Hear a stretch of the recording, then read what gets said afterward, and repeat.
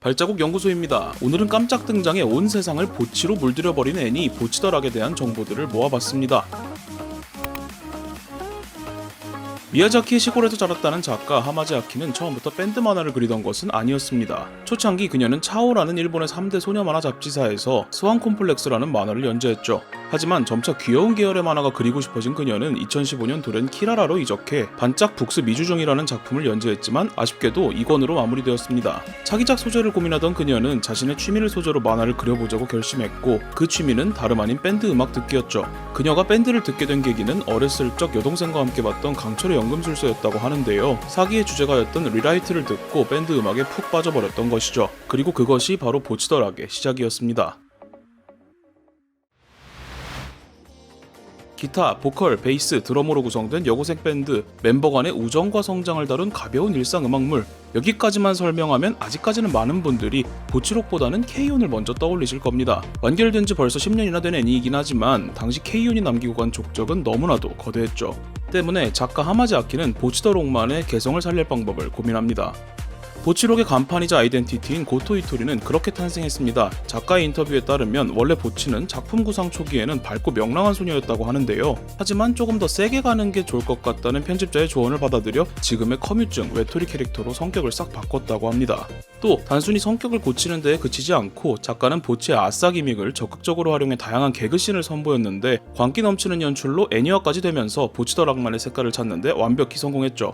이외에도 작품의 주 무대를 학원 음악물들의 단골 배경인 학교 동아리실이 아닌 라이브하우스로 설정하고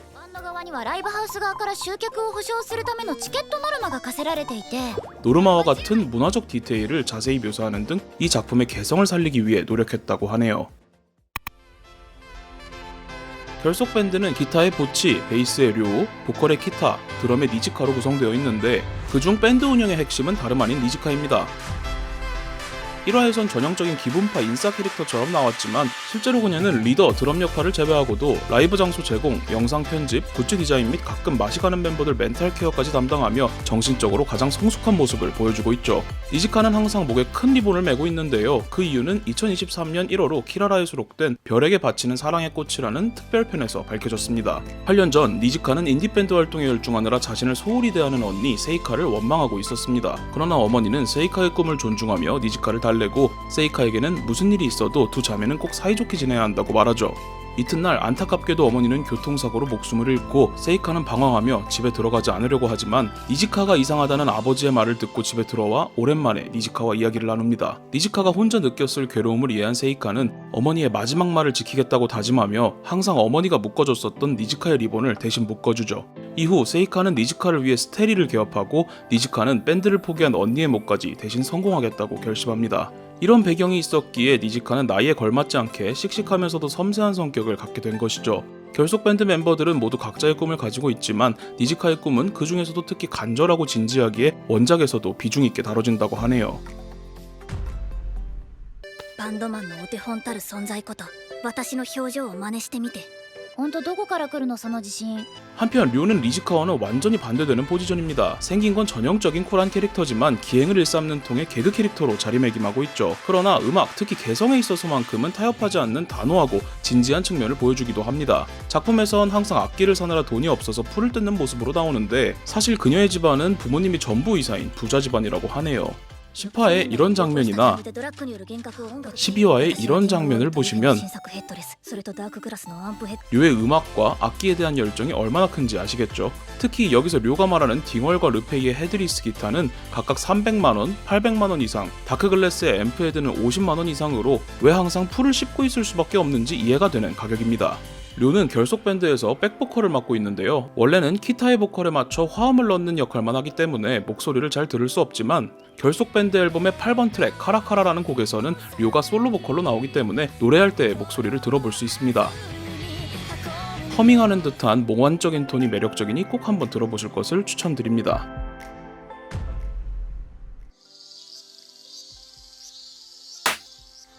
흥행의 주역 보치는 작품의 핵심 테마 그 자체인데요. 앞서 말씀드렸듯 히토리는 원래 밝고 명랑한 캐릭터였으나 커뮤증 외톨이 캐릭터로 노선이 변경되었다고 말씀드렸죠. 그래서인지 보치더락의 1권 전반부는 주로 보치의 얼굴, 자학 개그 등의 아싸 개그를 중심으로 전개되는 개그 만화였습니다. 하지만 이후 보치가 라이브나 문화제 등 다양한 이벤트를 겪으면서 커뮤증을 극복하고 기타리스트로서도 성장하는 에피소드가 들어가게 되면서 한 걸음 앞으로 나아간다, 즉 보치의 성장이 메인 테마가 되었다고 하네요. 작가는 인터뷰에서 SNS 시대이기 때문에 보치가 받아들여질 수 있었다고 생각한다며 기타 히어로지만 현실에선 아싸인 보치처럼 SNS와 현실의 갭을 고민하는 사람들이 많기에 보치라는 캐릭터가 많은 공감을 받은 것이 아닐까라고 말했습니다. 노르마 고마이. 보치와 한몸이 된 듯한 연기를 선보인 이성우는 아오야마 요시노 성우로 동일본 대지진 피해자들을 위로한다는 취지로 만들어진 성우 아이돌 프로젝트 웨이크업 걸스를 통해 데뷔했습니다. 나름 화려한 데뷔였지만 아이돌 그룹은 회사의 사정으로 2019년에 해체되었고 2022년 전까진 이렇다 할 주연 배역도 맡지 못했었죠. 그래서 보치 역할을 따냈다는 회사의 전화도 처음엔 믿지 못하다가 진짜인 걸 알고는 비명을 지르며 바닥에 쓰러졌다고 하네요. 오디션 때 선보인 연기가 뛰어났는지 작가 하마지 아키는 듣자마자 이 사람이 뽑힐 거라고 예상했다고 하는데요. 실제로도 보치더락에서 최고의 캐스팅이 되었죠. 보치 연기가 너무나도 리얼했던 탓에 성우의 실제 성격에 대한 궁금증이 많았는데요. 아오야마 성우는 돌아보면 자신은 평범한 아싸였다고 생각한다며 보치에게 공감이 가는 부분도 많다고 말했습니다. 그렇지만 유튜브에 직접 노래 커버를 올릴 정도로 승인 욕구도 높고 합창단을 하는 등 나름대로 외향적인 성격이라고 하네요.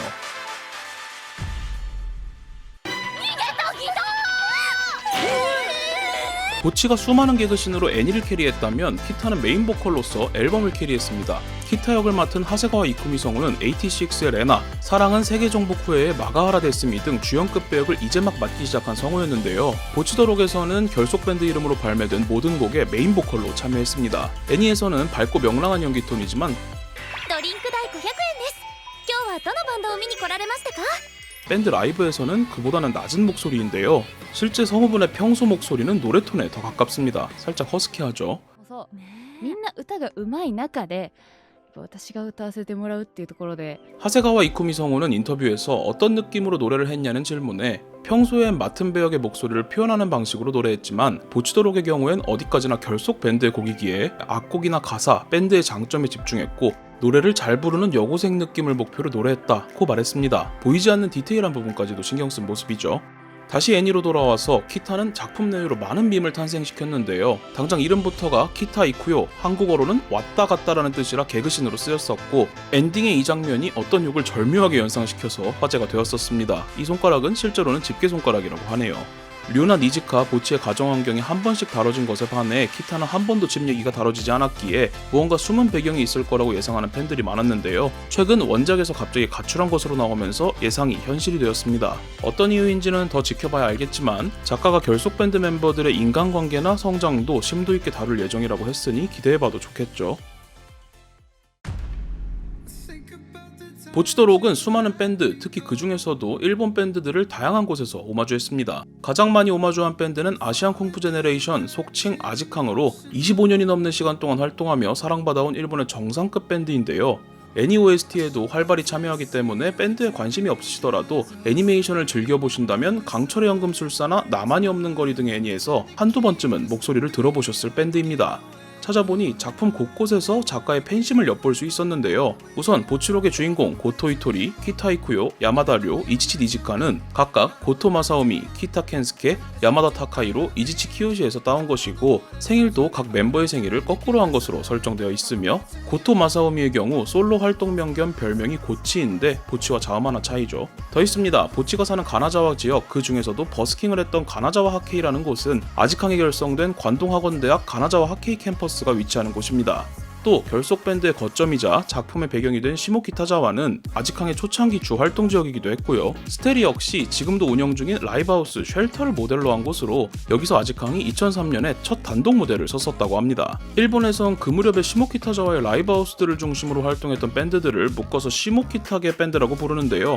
결속 밴드의 편곡을 맡은 미츠이 리츠오 씨의 제작 인터뷰에 따르면 실제로 이번 결속 밴드 앨범에도 시모키타게 밴드맨들이 상당수 참가했다고 하니 밴드 결성부터 앨범부터 라이브 무대까지 어디 하나 영향을 안 받은 부분이 없다고 할 수 있겠죠. 그 외에도 아지캉 앨범의 배경이 된 에노시마에 놀러가는 에피소드를 넣는다던가 뮤비를 패러디하기도 했고 에피소드의 제목들도 대부분 노래를 오마주했습니다. 특히 구르는 바위 너에게 아침이 내린다라는 곡은 아예 아지캉의 허락을 받고 커버해서 결속 밴드 앨범에 수록하기도 했죠. 이 곡은 1화와 12화의 제목으로 두 번이나 쓰였는데 작가 피셜 보치와 가장 맞는 곡이라고 하여 이 곡만 보치의 목소리로 녹음되었는데요. 최대한 보치가 직접 부르는 느낌을 살리기 위해 성우의 평소 노래 실력보다 서투르고 어색하게 부르게끔 하고 이런 목소리를 섞는 등 세세한 디테일을 살려 믹싱했다고 합니다. 이후 보치더락이 대성공을 거두고 결국 고토 마사오미와 이지치 키요시가 직접 애니를 봤다고 라디오에서 언급함으로써 작가는 성덕의 반열에 오르게 됩니다. 아지캉 이외에도 보치도록에는 수많은 오마주와 패러디가 있었는데요. 원작 만화 에피소드 커버에 레드윈프스, 킹누, 더 오랄 시가렛 등의 대표적인 제이락 밴드들의 뮤비를 오마주했고요. 애니에서는 벽장에 카나분을 패러디한 포스터를 넣는다던가 에코백의 슈퍼비버, 유니즌 스퀘어 가든을 패러디한 캔 배지를 달기도 했죠. 패러디는 거기서 그치지 않고 에반게리온, 내일의 조, 건담, 도라에몽, 짱구, 드래곤볼, 프리큐어 등 클래식한 근본 애니들부터 케이온, 마마마, 슬로우루프, 비스크돌, 조조, 사이버펑크 등 비교적 최근 나온 애니의 패러디도 등장했습니다. 또 고지라, 매드맥스, 역전재판, 뮤직스테이션, 다윈이 왔다, 카베진, 포카리 스웨트의 하다하다 뭉크와 피카소까지 영화, 게임, 예능, 광고, 예술작품 가리지 않고 장르의 경계를 넘나들며 패러디했죠. 하다하다 키우는 강아지 이름까지도 지미인일 정도였으니까요. 이러한 세세한 디테일들이 원동력이 되어 보치더락은 국내 몇몇 커뮤니티를 중심으로 입소문을 타기 시작했고 조금씩 인지도를 늘리다 문화재편을 기점으로 완전한 인기작으로 자리매김하였으며 끝난 지 3달이 넘게 지난 지금도 소신발언 밈으로 또다시 패러디되어 화제성을 이어가고 있습니다. 제작진의 신선한 시도와 연출이 예상치 못한 대성공을 거둔 셈이죠. 그렇다면 이 대성공을 거둔 제작진은 과연 어떤 사람들이었을까요? 때는 2019년으로 거슬러 올라갑니다. 픽시브 일러스트레이터로 활동하다 애니메이터가 된 캐롤이라는 뛰어난 작화력, 빠른 작업 속도를 기반으로 업계에서 좋은 평가를 받으며 조금씩 이름을 알려가던 중이었습니다. 그는 보치더락의 팬이었기에 보치를 꼭 애니화시키고 싶어 했죠. 그래서 원더에그 프라이어리티, 그 비스크돌은 사랑을 한다 등에서 같이 일해본 경험이 있던 프로듀서 우메하라 쇼타를 찾아갑니다. 우메하라 쇼타는 곧바로 회사에 상의를 했는데요. 마침 비슷한 시기에 보치더락의 또 다른 팬이었던 애니플렉스의 프로듀서가 애니화 기획서를 냈었던 터라 순조롭게 애니화가 시작되었다고 합니다. 둘은 당시 신인급이었던 사이토 케이이치로에게 감독직을 제안했는데요. 사이토 감독은 그 제안에 놀랐다고 합니다. 왜냐하면 이 둘의 케미는 이미 증명된 바가 있지만 사이토는 코미디를 주로 연출하던 사람도 아니었기 때문이죠. 오히려 과거에 우울증으로 학교를 중퇴하고 히키코모리 생활을 했었으며 우울하고 어두운 연출이 특기였다고 합니다. 확실히 왜 자기한테 맡기는지 이상하게 생각할 법도 하죠. 하지만 이 지명은 오히려 신의 한 수가 되었습니다. 보치더락은 기본적으로는 일상 계열의 귀여운 작화로 애니화되었지만 원작에는 없는 다양한 연출 기법으로 보치의 외톨이스러운 면모를 강조했는데요. 사이토 감독은 인터뷰에서 단순히 만화를 리얼하게 애니화하는 것만이 전부는 아니라는 생각이 들었다며 개그와 청춘 드라마로서의 심리 표현을 하기 위해 애니메이션이라는 포맷 안에서만 할 수 있는 연출과 표현을 넣었다고 설명했습니다. 이 과정에서 참신한 아이디어가 너무 많이 나와서 우메하라 쇼타 프로듀서가 곤혹을 치렀다고 하는데요. 7화의 이 장면은 원기둥을 회전시킬 때 일어나는 착시를 이용한 조이트로프 기법으로 촬영되었고 에노시마의 명물 타코 센베이는 직접 타코 센베를 스캔해서 만들었으며 실사 댐 사진을 넣는다던가 보치가 3D 볼링핀이 되어 터지기도 하고 보치 인형을 들고 나와서 야외 촬영을 하는 등 다세기 어려울 정도로 다채로운 연출 기법들이 동원되었죠. 그러면서도 개그씬을 추가할 때는 원작자와 상의하고 에피소드 단위로 스토리에 뼈대를 세웠다고 하니 애니화의 강점은 살리면서도 스토리의 중심을 잡기 위해 섬세하게 조율한 것으로 보입니다.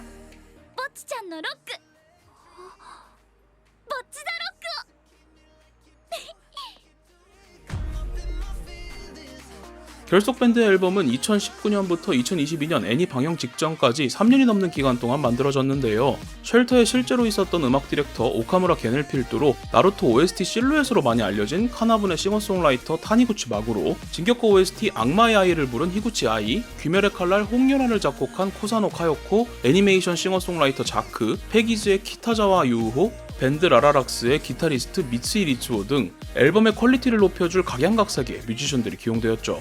거기에 작가 하마지 아키도 참여해 앨범의 방향성을 신중하게 설정했습니다. 연주 씬에도 많은 공이 들어갔는데요. 보틀렉 주법이 나왔던 별자리가 될 수 있다면 라이브 씬에서는 보치의 기타 1번 줄이 끊어질 것을 감안해 기타 솔로 이후에는 1번 줄을 사용하지 않아도 되도록 편곡했고, 리얼한 연주 장면을 담아내기 위해 연주 장면은 모두 연주자를 모션 캡처했으며, 라이브 씬에는 모션 캡처된 장면을 손작화로 그려내는 프리비즈 기법을 사용했습니다. 또한 음악팀의 검수하에 현실에선 불가능한 움직임 등을 전부 걸러내고 가상 카메라를 이용해 기타 헤드에 카메라가 붙어있는 듯한 앵글을 만들어내는 등 생동감 있는 라이브 씬을 만들어내기 위해 온갖 방법이 동원되었습니다. 또 라이브를 망쳐버렸던 8화에서의 기타와 고독과 푸른 행성 씬에서는 일부러 드러머에게 긴장해서 박자를 못 맞추는 드럼 연주를 요구해 드럼을 엇박으로 만들었고, 키타의 기타도 일부러 엉망으로 연주하게끔 녹음했다고 하죠. 성우들의 연기에도 디테일한 가이드가 들어갔는데요. 구르는 돌 너에게 아침이 내린다를 부를 때 자신이 없는 보치의 성격을 묘사하기 위해 원래 가창력이 좋은 편인 아오야마 성우에게 부탁해 나 따위가 불러서 죄송합니다 는 듯한 톤으로 부르게 했다고 합니다. 이런 각고의 노력이 겹쳐진 결과 결속 밴드 앨범은 여성 그룹 최초로 오리콘 디지털 앨범 차트 4주 연속 1위라는 대기록을 세움으로써 2022년 최고의 다크호스에서 2022년 최고의 흥행작으로 새롭게 자리매김합니다. 영상은 여기까지입니다. 너무 재미있게 본 애니이기도 하고 비하인드 스토리도 너무 많아서 조금 길어졌네요. 4월 23일에 라이브 공연을 한다고 하는데 시원하게 2기වක් 정도 같이 됐으면 좋겠네요. 영상을 재밌게 보셨으면 구독, 궁금하신 건 댓글로 남겨주세요. 발자국 연구소였습니다. 감사합니다.